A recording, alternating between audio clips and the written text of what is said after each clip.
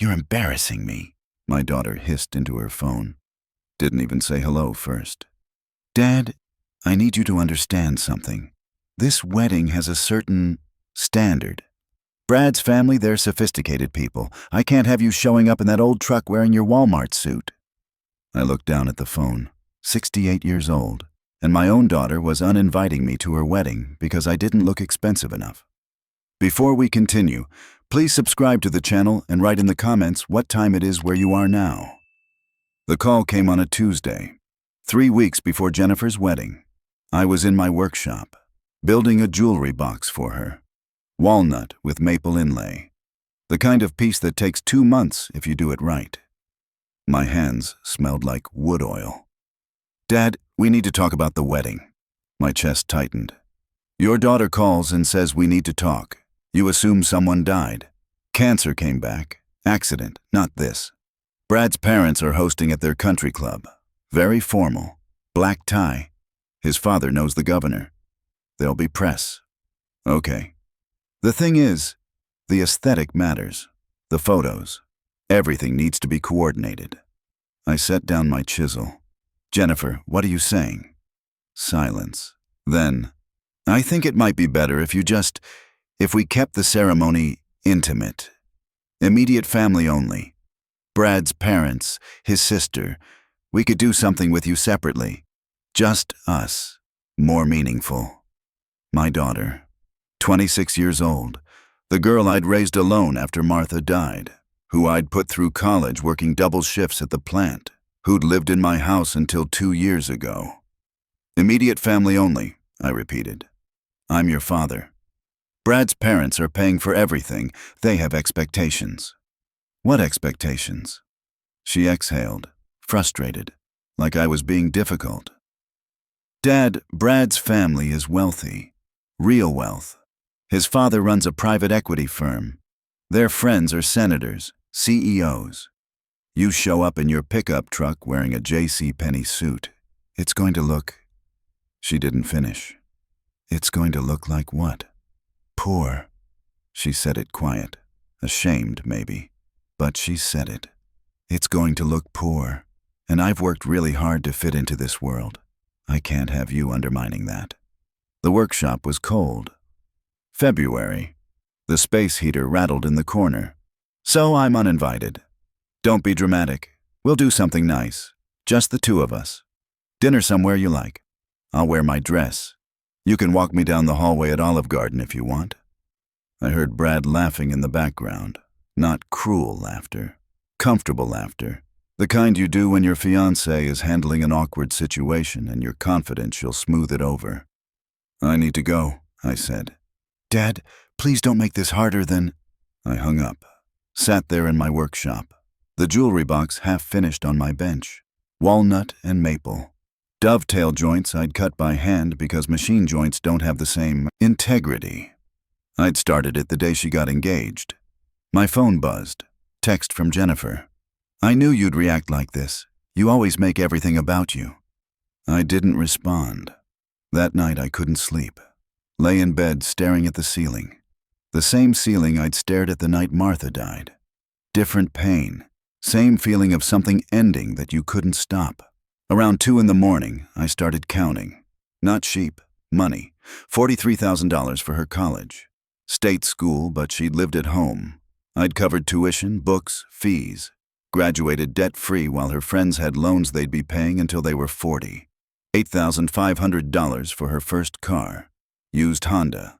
Nothing fancy, but reliable. Safe. I'd researched crash test ratings for 3 weeks. $12,200 monthly to her account during grad school. She'd said she needed to focus on her MBA, couldn't work full-time. 2 years. $28,800. $15,000 for the down payment on her condo. The one she'd sold at a profit when she moved in with Brad. $600 here and there. Emergencies. Her definition of emergency had been flexible. New laptop when hers was too slow. Plane ticket to Barcelona because everyone from work is going. Root canal. Brake pads. Security deposit when her roommate bailed. I pulled out my phone. Opened my banking app. Scrolled back. Years of transfers lit up the screen in blue.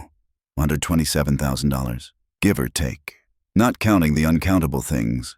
The nights I'd worked overtime instead of sleeping. The vacation I'd skipped because she'd needed help with rent.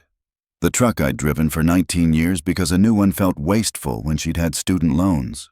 Except she hadn't, because I'd paid them. The time. God, the time. Every soccer game. Every dance recital. Every parent-teacher conference where I'd sat alone because Martha was gone and there was no one else to share it with. I'd been her mother and her father both, and I was too poor for her wedding. My phone buzzed at 3 a.m. Jennifer again. Brad thinks maybe you could come to the rehearsal dinner, more casual. You'd be more comfortable. More comfortable. Like I was a shabby piece of furniture she was trying to hide in a room guests wouldn't see. I got up, made coffee, sat at the kitchen table, the one I'd built from oak 30 years ago. Same table where Jennifer had done her homework, where we'd celebrated her acceptance to college, where she'd cried the night her mother died and I'd held her hand and promised I'd take care of everything. The coffee went cold. I forgot to drink it. At sunrise, I called my attorney. Richard Patterson. We'd gone to high school together. He'd become a lawyer. I'd become a machinist. We still had lunch once a month at the diner on 5th Street. Richard, I need to ask you something. Hypothetically. It's 6 in the morning, Frank. If someone wanted to make a point, a big point, what would that look like? Silence. Then, what did Jennifer do? I told him. He didn't interrupt. When I finished, he said, "How much are we talking about?" Total? Maybe $130,000. And you have documentation. Bank statements, emails where she asked for money, text messages. And you want to… what? Sue her? No. I stared at the cold coffee. I want to show up at that wedding, but not the way she's expecting. Frank, whatever you're thinking. She said I'd embarrass her. Too poor, wrong aesthetic.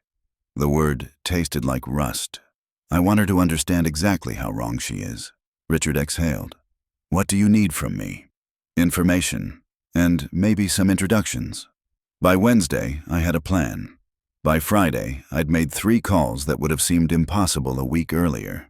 By Sunday, I'd liquidated some investments Martha had left me. Investments I'd never touched because they'd felt like her last gift. Her safety net for me. I was cashing it in. The wedding was Saturday, March 15th. Springtime. The Bradford Country Club. $800 per plate, according to the invitation I'd received before being uninvited. The invitation still sat on my counter. Heavy cardstock, embossed lettering. My name printed in elegant script. Mr. Franklin Hayes, crossed out in Jennifer's handwriting. A note scrawled in margin. Dad, please don't make this weird. Tuesday, Jennifer texted, just confirming you're not coming Saturday. Need final head count. I didn't respond. Thursday, Dad, I know you're mad, but this is my day. Can you please just respect my decision? Friday, 9 p.m. Brad's dad asked if you were coming. I said you had a work thing. Please don't make me a liar. I turned off my phone. Saturday morning, I woke at 5. Showered. Shaved with the razor Martha gave me. The one I used for special occasions. Put on the tuxedo that had been delivered Thursday. Not rented. Custom. Fitted by a tailor who'd measured me in his shop on Wednesday and somehow had it ready in 3 days. $4,000. I'd never spent $4,000 on clothing in my life.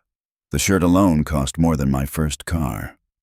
At 8 a.m. a black car pulled up, not a limo, a Mercedes sedan. The driver wore a suit nicer than anything I'd ever owned before this week. Mr. Hayes? That's me. We'll take you to the helipad, sir. Jennifer's wedding started at 2 p.m., cocktail hour at 1. She'd told me all this before uninviting me. Had been excited about the timeline, the way the afternoon light would hit the gardens for photos.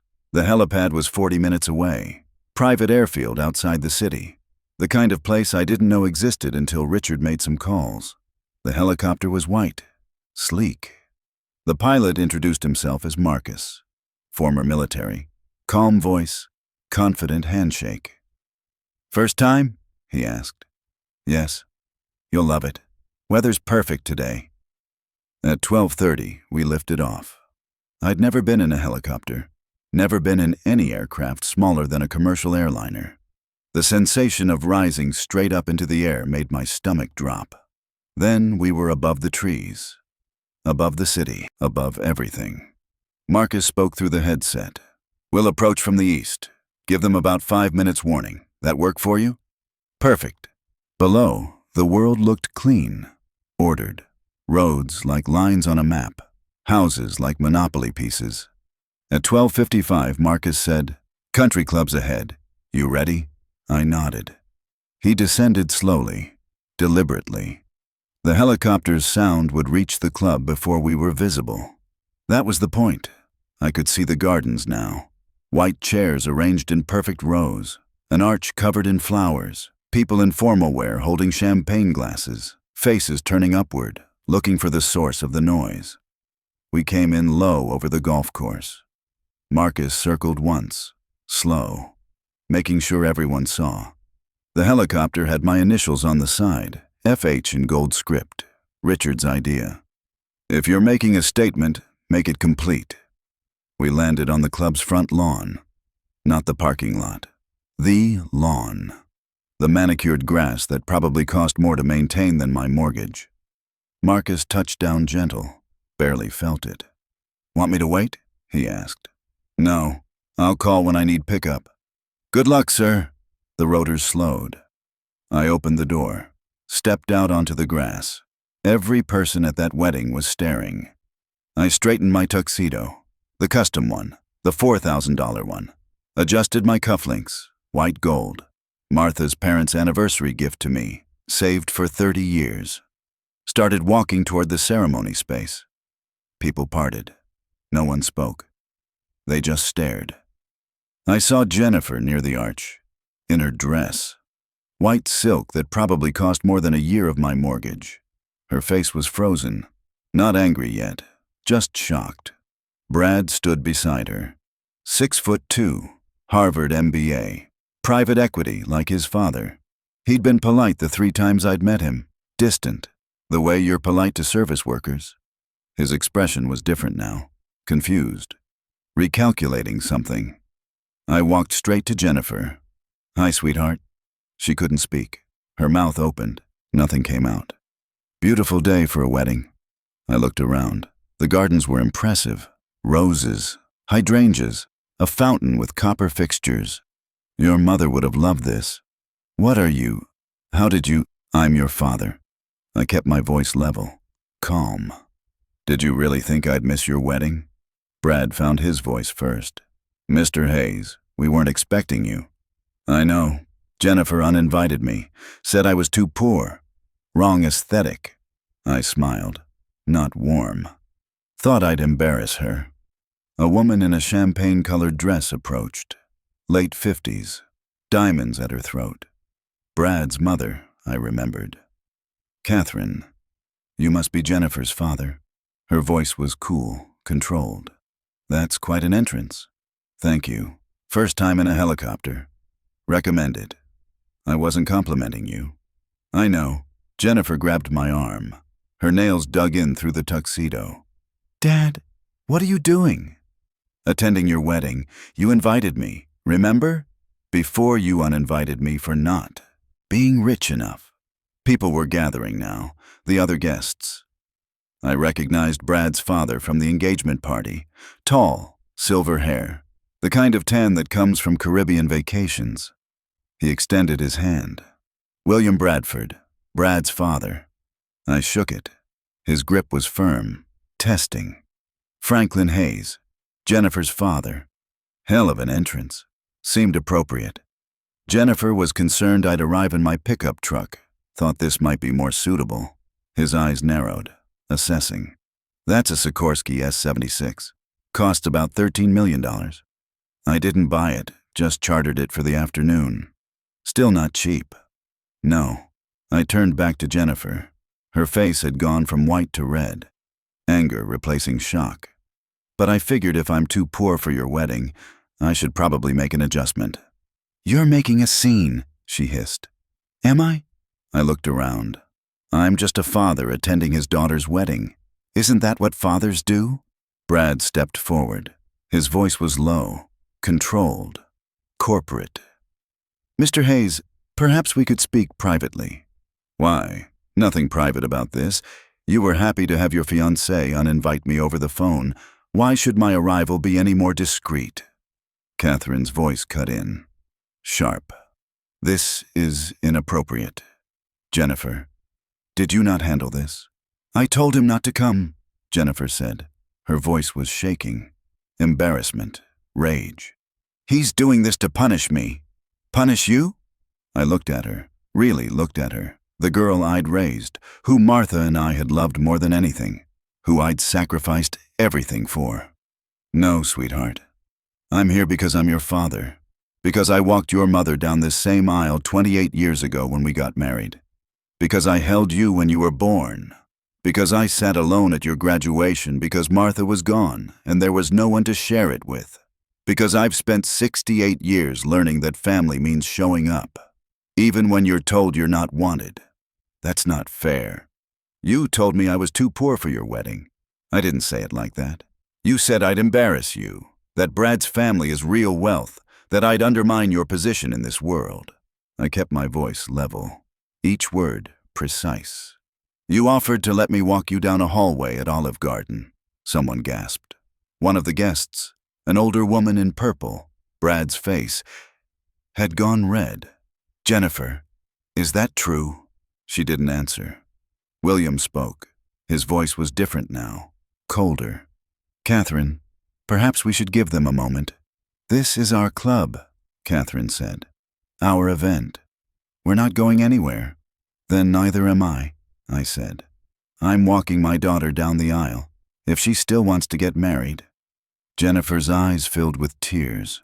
You're ruining everything. No, I'm giving you a choice. You can uninvite me because you're ashamed of where I come from.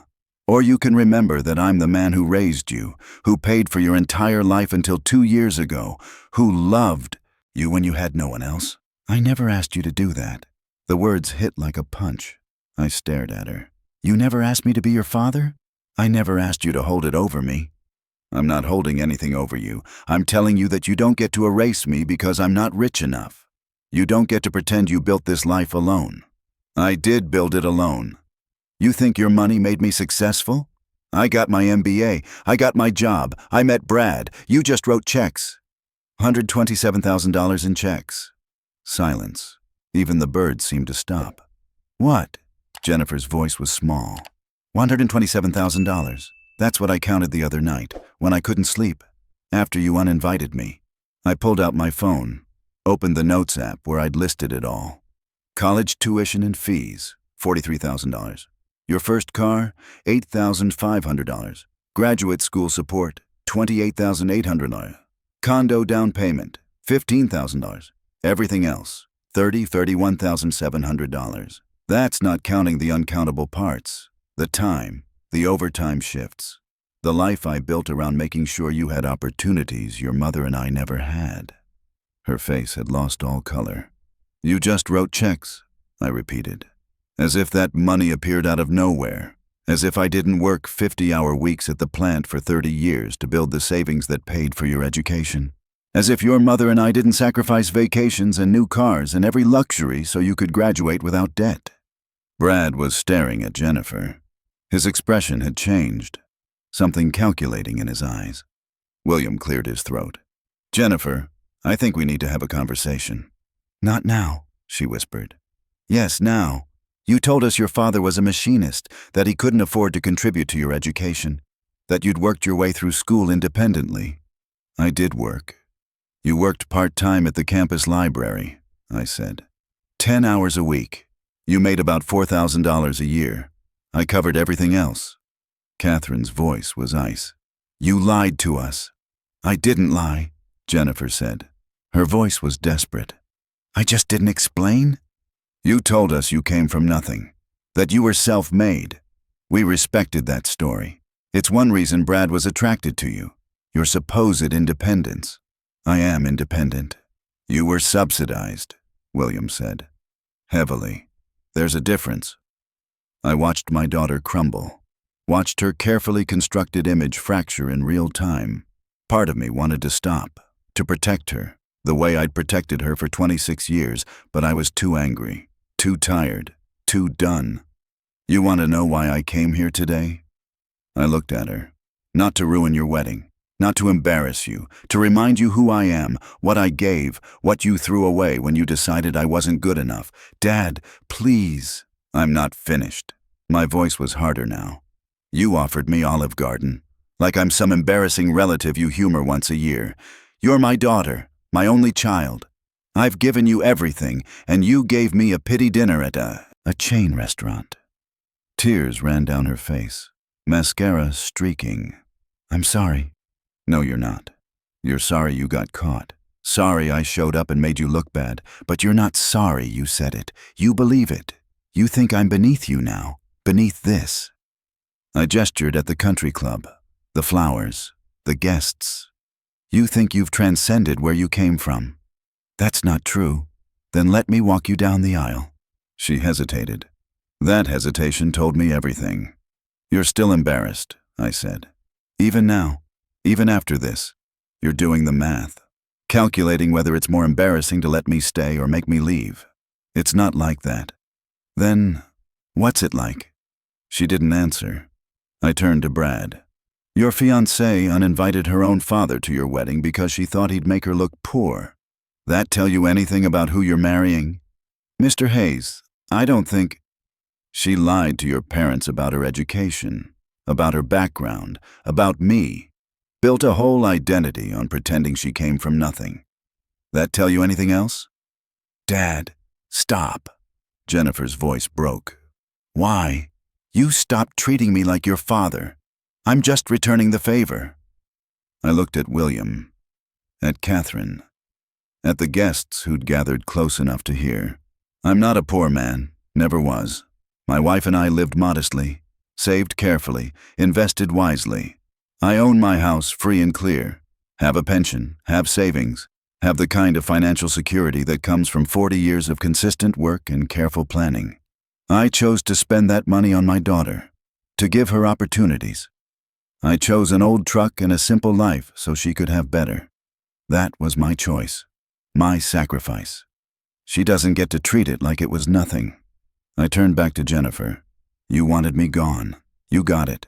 I won't walk you down the aisle, won't sit in the front row, won't pretend this didn't happen. But I want you to understand something. You didn't become successful in spite of me. You became successful because of me, because your mother and I loved you enough to give you everything, and you loved us so little you couldn't even let me watch you get married. That's not fair, she whispered. Life's not fair. Your mother dying at 46 wasn't fair. Raising you alone wasn't fair. Working double shifts to pay for your MBA wasn't fair. But I did it anyway. Because that's what fathers do. We sacrifice, we give, we show up. Even when our daughters don't want us there. I pulled the jewelry box from my jacket pocket, the walnut and maple one. I'd finished it yesterday. Worked until 2 a.m. to complete the inlay. Set it on the gift table. Wedding present. Built it myself. 50 hours of work. Figured you'd prefer cash, but I'm old-fashioned that way. Jennifer stared at the box. Dad. Congratulations on your marriage. Hope it's everything you wanted. I walked away. Across the perfect lawn. Past the helicopter landing site. Toward the, country club building where I'd told Marcus to wait. Behind me, I heard Jennifer crying. Heard someone say my name. Didn't turn around. Marcus was in the lobby. He stood when he saw me. That was fast. Change of plans. Can we go now? Absolutely. We walked back to the helicopter. The guests watched from the ceremony space. I didn't look at them. Marcus started the rotors. The sound cut through the afternoon like a blade. As we lifted off, I saw Jennifer standing alone near the arch. Brad and his parents were walking away. Her bridesmaids surrounded her. She looked small, young, lost. I pulled out my phone, turned it back on. 3 messages from her already. Dad, please come back. I'm sorry.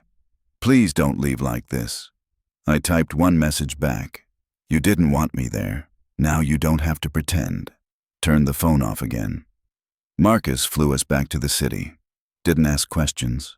Professional distance. We landed at 2:47 p.m., right when Jennifer's wedding ceremony was supposed to start.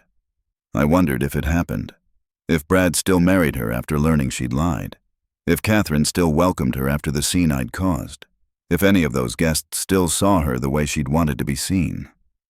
I wondered if I cared. At home, I made coffee, sat at my kitchen table, the oak one I'd built. My phone stayed off. The house was quiet, the same kind of quiet that used to comfort me. Tonight, it just felt empty.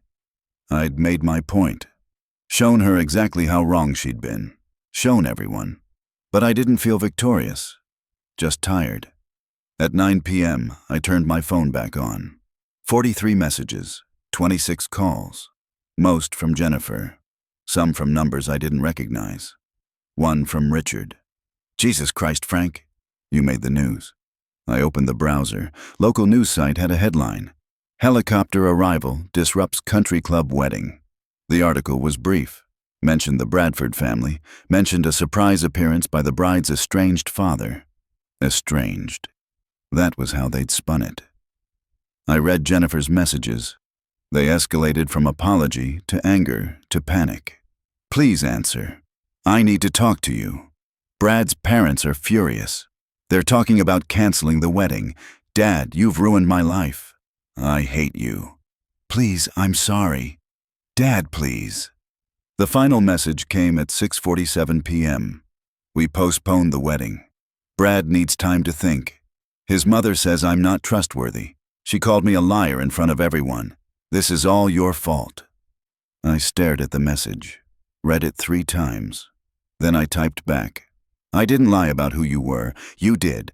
I didn't uninvite you to important moments. You did. I didn't call you too poor to be seen with me. You did. This isn't my fault. This is the consequence of your choices. She responded immediately. You showed up in a helicopter to humiliate me. Don't pretend you're the victim. I wrote back.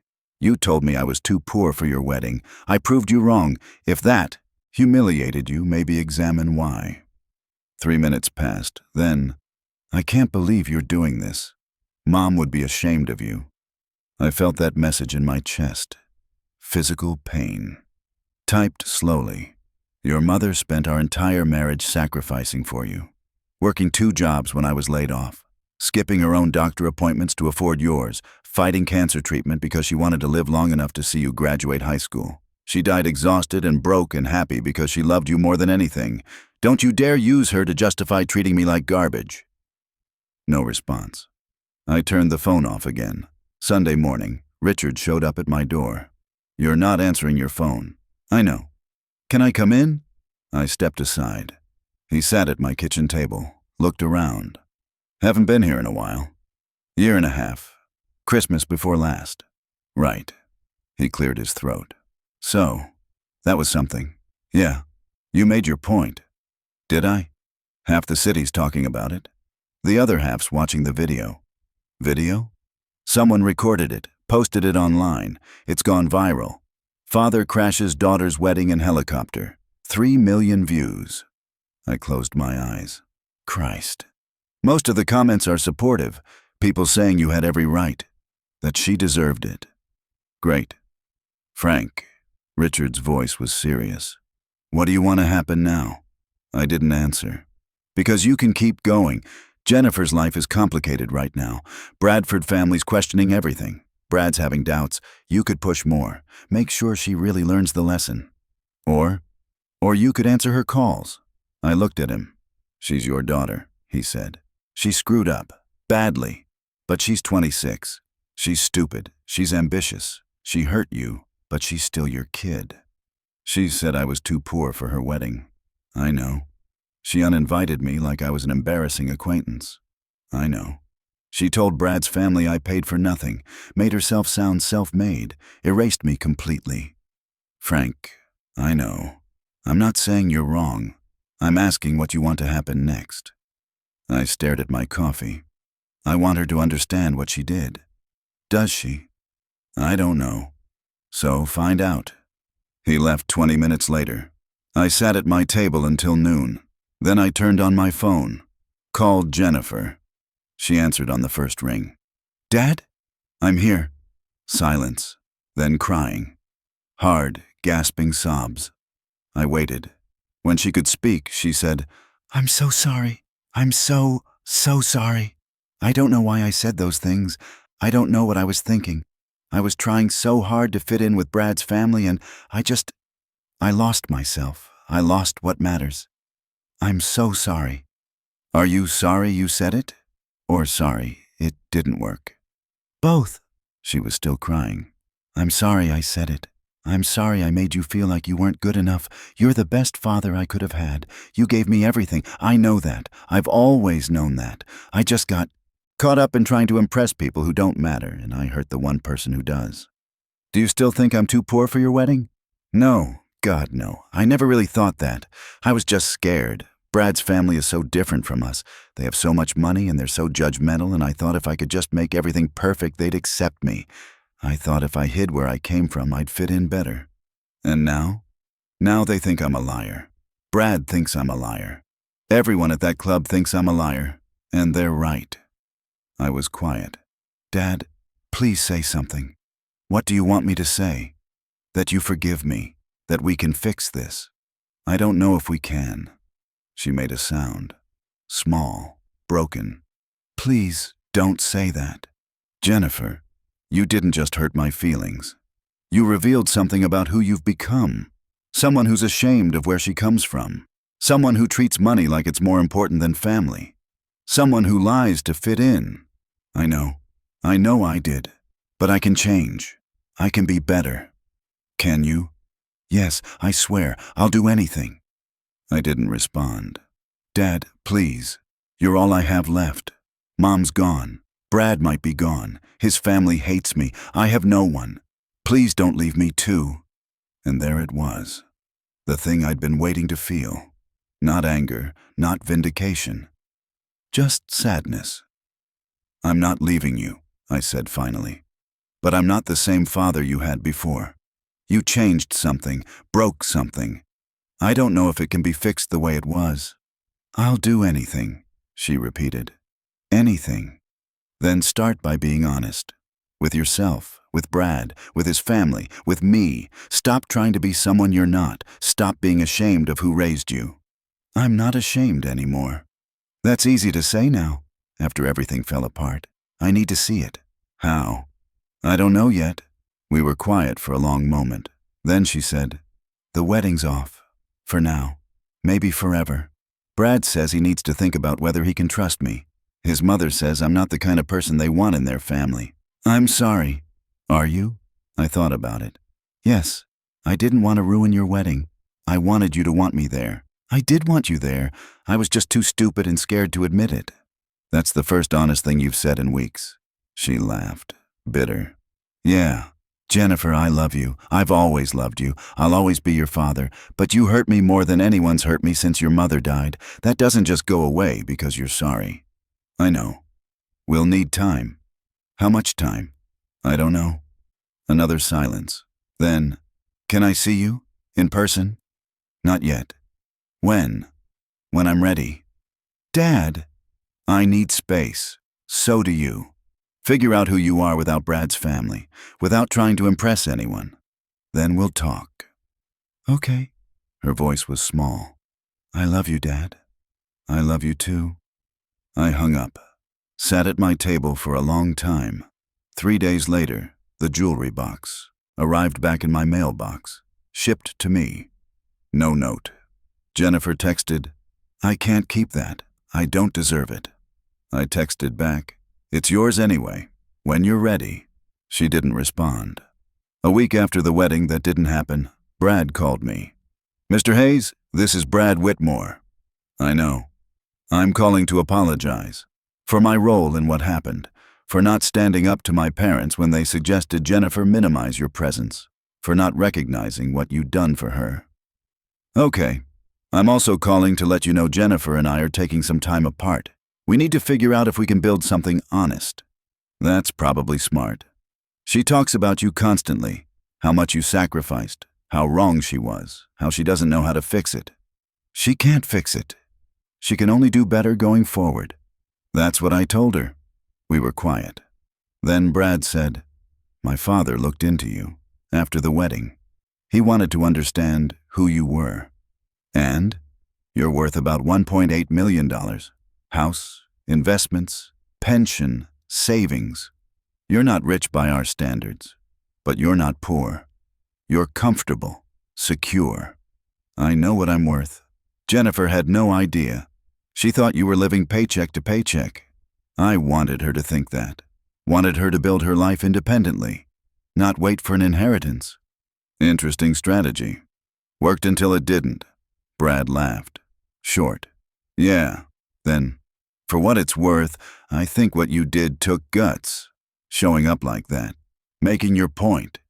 Most fathers would have just walked away. I'm not most fathers. No, you're not. After he hung up, I sat with that. Worth $1.8 million. Martha's life insurance. My pension. 40 years of careful investing. The house we'd bought for $47,000 that was now worth $380,000. I had never told Jennifer. Never wanted her to think of me as a bank. Irony was, she'd treated me like one anyway. If you liked this story, please like it, subscribe to the channel, and share your impressions in the comments. To listen to more stories, click on the window on the right. Thank you for being with us.